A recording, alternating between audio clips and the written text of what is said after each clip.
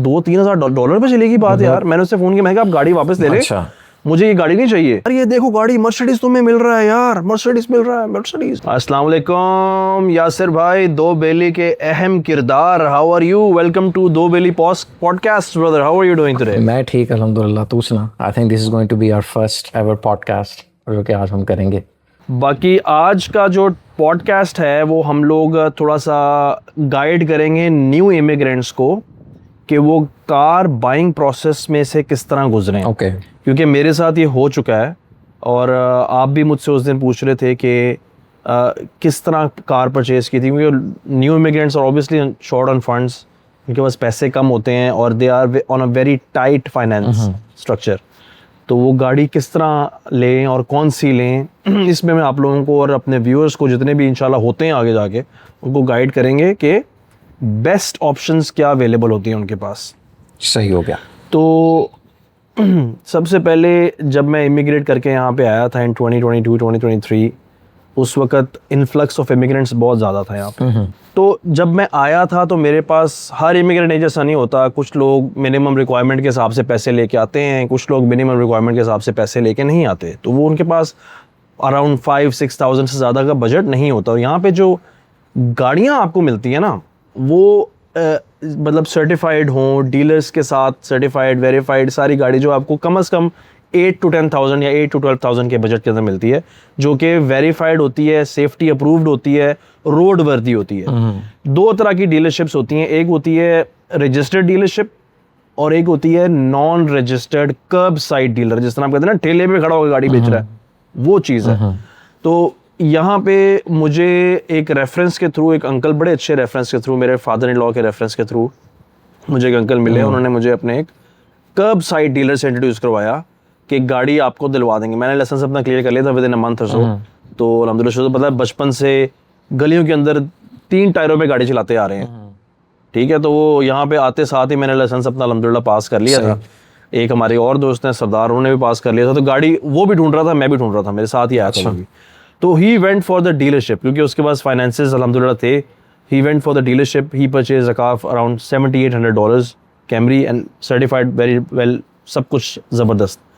मैं कर्ब side dealer के पास जाके तो मुझे मर्सिडीज़ ऑफ़र की, अभी आप लोगों को स्क्रीन पे दिखाएंगे, 2 डोर CLS 300 टर्बो चार्ज्ड। और वो गाड़ी देख के तो मैं मतलब सारी उम्र वो प्रोसेस में देखता रहा था, मेरे सामने खड़ी हुई थी और मुझे वो पता कितने की दे रहा था, 5500 की। अच्छा। मैंने कहा यार ये 5500 की गाड़ी है यार, तो 10-12 हज़ार की। हाँ जी, 12-13 हज़ार डॉलर की मैंने वेबसाइट्स पे चेक की है, यहाँ पे मुझे सिर्फ 5500 की दे रहा है। मैंने उसे नेगोशिएट करके तो उसे 5000 की डील डन कर ली। अच्छा। उसने टेस्ट ड्राइव दी, उसमें एक इशू था, उसका ब्लोअर नहीं चलता था उस वक्त ना, ये सितंबर का मौसम था, तो बेरेबल था, अगर ब्लोअर नहीं भी चलता था तो बेरेबल था। अच्छा, गाड़ियों तो में उसने मुझे गाड़ियों में यहाँ पे भी एसी की जरूरत होती है इतने ठंडे मौसम में? जी, ब्लोअर को एसी के लिए नहीं, सिर्फ हीटिंग के लिए ज़्यादा ज़रूरत होती है, ठीक है। तो उसका ब्लोअर ही नहीं चलता था। मैंने उससे कहा मेरी फैमिली है तो मैं ब्लोअर किस तरह, उसके बगैर किस तरह कहता है, आप फिक्र ही ना करो यार, ये तो आप लेके जाओगे, मैं कल उसका पार्ट ऑर्डर किया हुआ है, वो पार्ट आगे लगाओगे और गाड़ी का ब्लोअर चलना शुरू हो जाएगा। ये तो वही बात नहीं होगी, पान बेफिक्र हो यो, अपना बैठे ही है ना, थे तो वही बात हो गई। हाँ, तो मैं ट्रस्ट पे था, मैं यार कनाडा यहाँ पे कौन सी 2 नंबरी होनी है। तो मैं गाड़ी लेके आ गया, उससे गाड़ी में चला रहा था सही, लो जी भाई उसका पार्ट भी लेने गया, पार्ट लगवाया, पार्ट का पे भी मैंने किया, जो कि उसने प्रॉमिस किया था वो पे करेगा, पे भी मैंने किया, और वो पार्ट से ब्लोअर चला ही नहीं। जब मैं मैकेनिक के पास उसे लेके गया ना, रियल मैकेनिक के पास, तो उसने कहा कि इसका $2,000 से $3,000 का इसका इलेक्ट्रॉनिक बोर्ड है, वो चेंज होगा। मैंने कहा यार ये तो 100-150 का पार्ट की बात तक कहाँ से चलेगी, $2-3,000 पे चलेगी बात यार। मैंने उससे फ़ोन किया, मैं कहा आप गाड़ी वापस ले ले, मुझे ये गाड़ी नहीं चाहिए, ठीक है। वो कहता है सेल फुल एंड फाइनल होती है, आपने बैठ के गाड़ी चेक की है, आप फायरिंग है मेरी तरफ से। कोई लॉज, कोई रूल्स, कोई कुछ नहीं। Not on curb side dealer, not on curb side dealers. वो गाड़ी मैंने कैश पे बाई की थी ना, मेरे पास तो डॉक्यूमेंट ही कोई नहीं था। कैश पे बाई की है, कोई ना कोई तो बायर प्रोटेक्शन होती होगी कि नहीं कनाडा में? बायर प्रोटेक्शन तब है ना जब आप सेल एग्रीमेंट साइन करो, गाड़ी एक एग्रीमेंट के थ्रू सेल और रिसीट हो आपके पास। अच्छा। जब रिसीट ही कोई नहीं है तो ये सारे इमिग्रेंट्स को गाड़ियां सस्ती मिलती हैं मोस्ट प्रोबेबली, और उनको चूना लगता है पहली गाड़ी में, ठीक है। अच्छा। मुझे तकरीबन चूना लग गया था। अच्छा। क्योंकि मैं एक रेफरेंस से गया हुआ था, मैंने उनको फ़ोन किया, मैंने कहा देखिए मेरे साथ ये हो गया है और ये गाड़ी जो आपके डीलर ने मुझे दी है ना, जो आपका जानने वाला था, वो गाड़ी सही नहीं है। कहते आप पाकिस्तान से आए हो, आप बात नहीं ठीक कर रहे मेरे साथ, आप सही नहीं कर रहे, ये आपकी बात जो है ना मुझे इसमें सच्चाई नहीं है। मैंने कहा मैं आपके पास आ रहा हूँ, आप गाड़ी चेक करें फिर मुझे बताएं। अच्छा उसके साथ उससे पहले ना मैं एक और मैकेनिक को भी चेक करा चुका था, वो मर्सिडीज़, उसके अंदर स्ट्रक्चरल फॉल्ट्स थे, उसके एक्सेल ख़राब थे, वो गाड़ी चलते चलते किसी वक्त भी टायर फ्री हो सकती थी यार। तेरी खैर, उसमें स्ट्रक्चरल इतने ज़्यादा डैमेजेस थे यार। तो मैं उसके क्या पास गया। मतलब डैमेजेस? मुझे एक बात की समझ नहीं आई। मर्सिडीज वेयर एंड टेयर हुई थी गाड़ी की, जो स्पीडोमीटर था वो शो कर रहा था 260,000 driven already. 2 lakh. This was 2005 model या 2005 मॉडल था। वो भी कम कराया तो होगा गाड़ी कम नहीं करवाते यहाँ पे, वो चक्कर नहीं, यहाँ पे वो गाड़ियाँ जो होती हैं वही होती हैं। कहीं ना कहीं मीटर 3-3 लाख चले होते हैं, पूरे हुए होते हैं, तो उससे आगे जाते नहीं मीटर। तो वो गाड़ी के अंदर ना डैमेज था नीचे, किसी वक्त भी मतलब एक हैजर्ड थी, वो गाड़ी रिटर्न ऑफ हो जानी चाहिए थी, लेकिन वो नहीं हुई थी। ठीक है, तो मैं उसके बाद ले गया गाड़ी उनके पास, अंकल के पास, भट्ट साहब थे। उन्होंने कहा तुसी की लेके बैठे, तुसी की वेखी ऐसी गाड़ी लेते टाइम पे। मैंने कहा मुझे तो नहीं पता था, उसने चला के दिखाई है मुझे, सारा कुछ उसने कहा है, सारा कुछ। उसका गियर भी फ्री हो जाता था, डी पे उसका गियर फ्री हो जाता था यार, अंदाजा लगा। फिर दोबारा डी में आती थी, वो बूट गाड़ी थी एक। तो गाड़ी चला रहे डी पे, ठीक है ना, गाड़ी चलते हुए मतलब कि तू रेस दे रहा है, उसका वो फ्री हो गई और सिर्फ रेस चल रही है, गाड़ी पिक नहीं पकड़ रही। यार ये क्या स्लो हो जाती थी यार, और उसके बाद थोड़ी देर बाद ना बूम वापस गियर में आती थी ऐसे करके। तो अच्छा हाँ, तो उसमें अब ये था कि उन्होंने गाड़ी जब वो चलाई ना, भट्ट साहब ने, यासिर, उन्होंने कानों को हाथ लगा लिया। उसने कहा कि मैं अपनी फैमिली के साथ गया था अपने घर, वो मेरी फैमिली को अपने घर बिठा के उसी वक्त उस बंदे के पास गया, उसने कहा यार एक गाड़ी वापस लो और मुझे दूसरी गाड़ी दो उसके लिए। I just paid around net difference of 500, मुझे उसने टोयोटा करोला दे दी। और टोयोटा करोला जो हम पाकिस्तान में चलाते हैं, रिलायबल, और मैंने उस पर 2 साल सुकून किया। अगर मेरा वो रेफरेंस ना होता तो आपके भाई को 5,000 का चूना लग गया था। और वो गाड़ी डिस्पोज में पता कितने की बिक रही थी, यहाँ पे वो होते हैं ना क्या कहते हैं, वेस्ट मैनेजमेंट की कंपनीज होती हैं, तो आपकी डिस्पोजल में गाड़ी स्क्रैप में खरीदते हैं। वो सिर्फ $450 की मुझसे खरीदा था, $450 की गाड़ी मुझसे खरीदा था। वो तो भाई तेरा तो और तो मुझे ना लेनी, $4,500 का नुकसान हो जाना था इस तरह, तेरा नुकसान हो जाना था अल्हम्दुलिल्लाह, लेकिन शुक्र है कि वो बचत हो गई क्योंकि मेरा रेफरेंस था। ये गाइड करना चाहता हूँ कि जो भी नए इमिग्रेंट्स यहाँ पे आते हैं ना, वो कर्ब साइड डीलर्स से जरूर दूर रहें। अच्छा, ये होते क्या हैं ये कर्ब साइड डीलर्स? यार अपने एड्स लगाते हैं फेसबुक पे, ठीक है, मार्केट प्लेस पे, गाड़ियाँ आई हैं, लोग वहाँ से देखते हैं, वो कहते हैं कि हम सेफ्टी सर्टिफाई नहीं करेंगे गाड़ी को। अच्छा, we will not certify the car. आप जाओ अपने सेफ्टी सर्टिफिकेट, कुछ तो ऐसे हैं वो आपको सेफ्टी सर्टिफिकेट्स में निकाल देते हैं यार, अप्रूव्ड सेफ्टी सर्टिफिकेट्स। गाड़ी इस गाड़ी का उसने मुझे 2 नंबर सर्टिफिकेट निकाल के दिया था यार। और ये वो कुछ होता है कनाडा में, मतलब कि यहाँ भाईजान।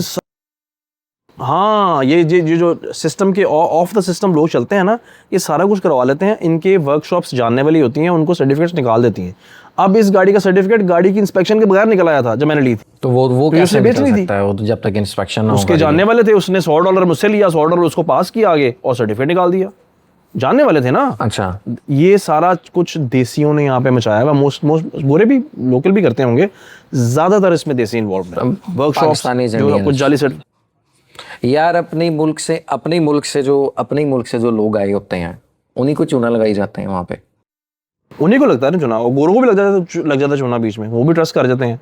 तो कर्ब साइड डीलर जो है ना यहाँ पे बड़े बदनाम है, और आपसे यही गुजारिश है कि कर्ब साइड डीलर से गाड़ी ना लें, रजिस्टर्ड डीलर से गाड़ी लें जिसके साथ सेल रिसीट हो और उसका अपना सर्टिफिकेट इशू किया गया हो, और गाड़ी कम से कम 7 से 12,000 की रेंज के अंदर, 8 से 12,000 की रेंज के अंदर सेफ बेट है आपकी पहली गाड़ी बाई करना। तो इसका मतलब है कि जो नया इमिग्रेंट आए हैं वो कम से कम अपने साथ कोई $25,000 से $30,000 लेके आए, जिसमें कोई $7,000-8,000 का गाड़ी का बजट रखे और बाकी कोई अपने 5-6 महीने के गुजारे के लिए रखे, ऐसे ही है। If he is coming with a family of 2 and 3, like total 3 या 4 लोग हैं, then he has to have a budget of 25 to 35,000 Canadian dollars at least, because उसके अंदर उसके आते साथ एक्सपेंस हो जाने हैं, रेंटल पेमेंट्स आपकी 2 चली जाती हैं एडवांस में, फिर और बड़े एक्सपेंसेस हैं, ग्रोसरीज एकदम महंगी आपको फील होती हैं, तो incredible expenses when you come to Canada. So उस वजह से ना आपके पास बफर बहुत अच्छा मौजूद होना चाहिए। अभी रिसेंटली फैमिली आई थी, मेरे दोस्त के जानने वाले थे, तो he is been struggling in the start, but now he is settled in about 2-3 months, क्योंकि वो सुबह 4-5 बजे से लेके उबर चलाता है, and then he moved on to like 9 AM तक उबर चलाता है वो 5 घंटे सुबह सुबह। अच्छा। उसके बाद 9 AM से लेके 6 PM तक वो जॉब करता है, और उसके बाद ये नहीं 2-3 जॉब्स के साथ वो सर्कल चला रहा है अपना, उसकी वाइफ भी जॉब करती है। तो this is how the people they get on with things when they come to Canada, because एक कल्चरल शॉक तो है ही है, दूसरा ये कि आपको एक्सपेंसेस भी एकदम जब बेयर करने पड़ते हैं ना पाकिस्तानी अर्नड इनकम के साथ, that would be a huge kick in your but.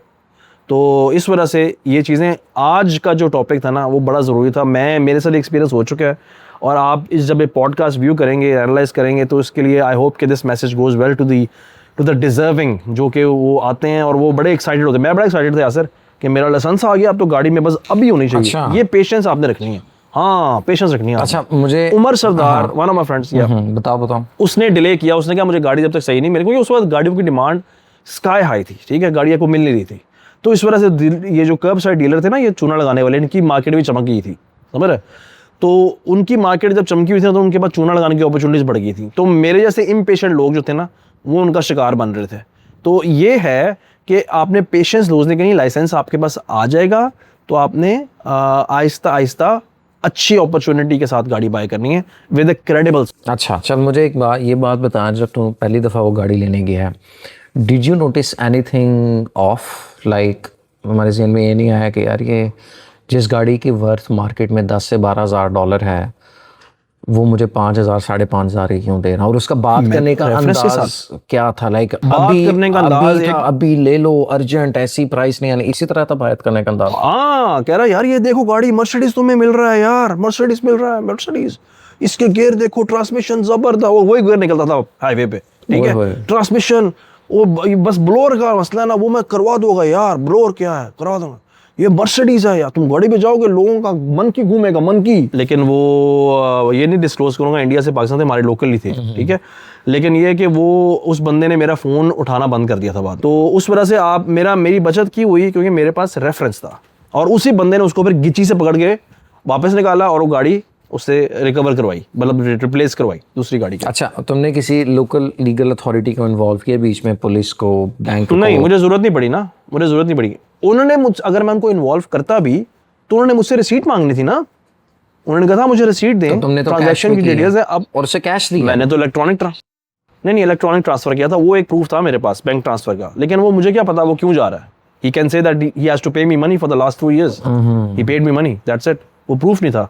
तो इस वजह से पेशेंस और क्रेडिबल सोर्स नहीं मिल रही, वेट कर लें, पैसे अर्न करके फिर खरीद लें, बसेस पे ट्रैवल कर लें, बसेस का सिस्टम बहुत अच्छा है, आपको मैं दिखाया भी हुआ है, बताया भी हुआ है, और ट्रांजिट बहुत अच्छी है, ट्रेन्स हैं, बसेस हैं, फिर उसके बाद उबर भी यूज़ कर सकते हैं लोग, उबर भी बहुत यूज़ करते हैं स्टार्ट के आते हुए, पैसे लगते हैं उसमें, लेकिन वो एक पॉइंट टू पॉइंट आपको छोड़ देता है। मैंने शुरू में उबर यूज़ की थी, जब हमने यहाँ पे जाना था लाइसेंस के लिए, डॉक्यूमेंट निकलता है पाकिस्तान एम्बेसी से जो कि हमारे एक्सपीरियंस को प्रूव करता है कि we have driven this vehicle in Pakistan, we have driven vehicle in Pakistan for the last 5 years 10 years 15 years, वो उसका एक सर्टिफिकेट निकाल के देती है पाकिस्तानी एम्बेसी, जो हम यहाँ की लोकल ड्राइविंग अथॉरिटीज़ को प्रेजेंट करते हैं और उसको प्रूव करते हैं, जिसकी बेसिस पे हमें वो टेस्ट जो है वो एक प्री मेच्योर टेस्ट एग्जाम करके फुल क्लास जी टेस्ट देने की अपॉर्चुनिटी देते हैं।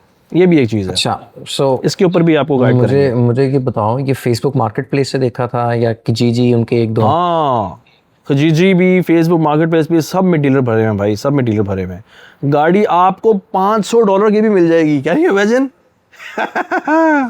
$500 की गाड़ी मैं मिल जाएगी ₹1,00,000 भेजता हूँ, मुझे गाड़ी वो लेके यहाँ पे भेजो, मैं उसके ऊपर 2 लाख रुपए। लेकिन उसके टोटे मैं लेके आऊंगा, तेरे 3 साल में तेरी डिलीवरी पूरी होगी। एक बैग में फेंडर लेके आऊंगा, एक बैग टायर लेके आऊंगा, इस तरह में तेरी डिलीवरी पूरी होगी।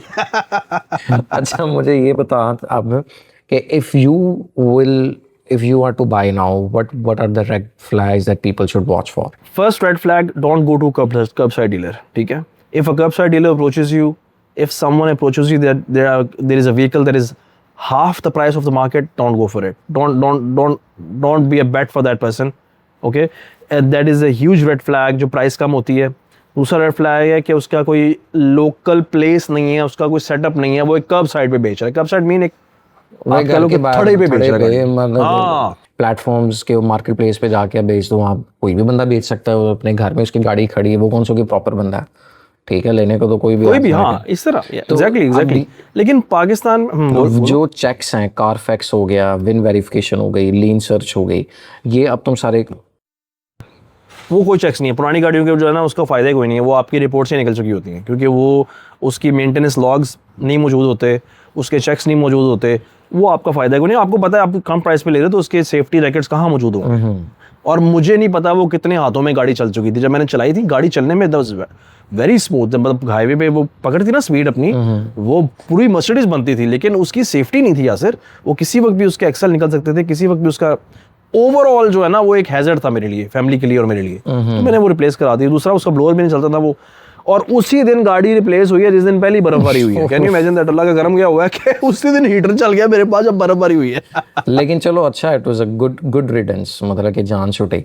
अच्छा, I was just doing some research before this podcast, और एक जो नंबर मेरे सामने आया है ना, और इस नंबर के अगेंस्ट मैंने चूँकि it's been almost 5 years there in Canada, उस नंबर के against I need more discussion with you कि 38% of new immigrants that say that they have been a victim of at least one fraud compared to just 17% of other Canadians. मतलब कि there was a poll conducted by Scotia Bank in 2024, और उसके अंदर जितने लोगों ने response दिया उसमें से 38% स्टेटेड कि वो एटलीस्ट एक फ्रॉड का हिस्सा बन चुके हैं, and they were all new immigrants. New immigrants बिल्कुल बनते हैं, उनको वो they trust the system blindly. मैं समझ रहा था कि मैं पाकिस्तान से आ गया हूँ, तो यहाँ आगे पता लगा कि यहाँ पे तो उससे भी ज्यादा चीजें इन्वॉल्व हैं यार। मतलब आपको बहुत nothing to do with the government और द अथॉरिटीज, वो लॉ और वाकई में सेफ्टी वो सिक्योरिटी तो एग्जिस्ट वो करती ऑफ है। द सिस्टम चलते हैं। यस हाँ, वो बिल्कुल करती है, लेकिन ऑफ द सिस्टम भी लोग चलते हैं। ठीक है, कुछ लोग सिस्टम को फॉलो नहीं करते, कुछ लोग रूल्स एंड रेगुलेशंस को फॉलो नहीं करते, जिसकी वजह से ये इंस्टेंसेस होते हैं। ठीक है, बहुत सारी ऐसी चीज़ें हैं जो प्राइमरी चीज़ से मैं अफेक्ट होते होते बच गया, वो वन ऑफ दिस इंस्टेंस थी। जो उसमें मेरा भी कसूर था कि मैं इम्पेशेंट था, मुझे चाहिए था मैं उसको डाउन पेमेंट 50% करता, जब मेरा ब्लोअर ठीक करवाता, बाकी पेमेंट मैं फिर करता, लेकिन वो मैंने पहले कर दी क्योंकि मैं एक्साइटेड था ना यार। नया इमिग्रेंट बहुत एक्साइटेड था कि मेरे पास गाड़ी आ गई है यार। वो मैं पहले दिन लेके आया, मेरी कहती फैमिली कहती आओ कॉफी पीने चलते हैं इसके ऊपर यार। नादा लगा दूं। तो ये चीज़ है भाई, तो इस वजह से ना, क्योंकि बाद में आगे चीज़ों का आइडिया आपको होता है कि आपने कौन कौन सी गलतियाँ की हैं। ब्लंडर सबसे होते हैं। मैंने बड़े लोगों से बात की थी, उन्होंने कहा था यार यहाँ पे ना आपको बड़े एहतियात से चलना पड़ता है, और यहाँ पे जब तक आप रिकॉर्ड नहीं होगा आप फारिग हो सकते हैं। अच्छा, तो ये था। हाँ सही। अब यहाँ पे बारिश भी शुरू हो गई है, और ये मेरे ख्याल में बड़ा एक अच्छा इन्फॉर्मेटिव मैसेज नई ऑडियंस के लिए, जो कि ये चाहते हैं कि गाड़ी परचेज़ करें, नए इमिग्रेंट्स यहाँ पे आए हैं, वो किन किन चीज़ों में, और भी बड़ी टॉपिक्स को टच करेंगे, किन किन तरह से आपको चलना चाहिए और क्या क्या डॉक्यूमेंट्स पूरे करने चाहिए एज अ न्यू इमिग्रेंट, जो कि ज़रूरी होते हैं आपके कनाडा के अंदर प्रोलॉन्ग स्टे के लिए, जिसमें आप हेल्थ कार्ड वगैरह है, जिसमें आपकी चाइल्ड बेनिफिट अगर आपके बच्चे हैं, जिसमें आपकी मतलब और रजिस्ट्रेशन हैं, सिन एप्लीकेशंस हैं, वो सारी चीज़ें आपसे डिस्कस करेंगे। अच्छा, और कोई क्वेश्चन यासिर भाई? यार मुझे थोड़ा सा ना फाइनेंशियल फ्रॉड के ऊपर बताओ, अगर है ये जो एक कंपनी है कनाडा की, इंटरएक्ट, जो कैनेडियन इंटर, जिस तरह के पाकिस्तान में IBFT है, तो उसकी रिपोर्ट मैं पढ़ रहा था, बल्कि आपने मुझे भेजी थी, और उसके अंदर बड़ी चीज़ शॉकिंग ये लगी थी कि जो 2023 का उनका सर्वे हुआ था, उसमें बताया था कि 70% of new Canadians feel far more susceptible to financial scams than the general population, and 53% stated कि वो या उनका कोई ना कोई immediate family member फ्रॉड में टारगेट हुआ है। वो किस चीज़ का होता है? ये इंटरएक्ट की रिपोर्ट है।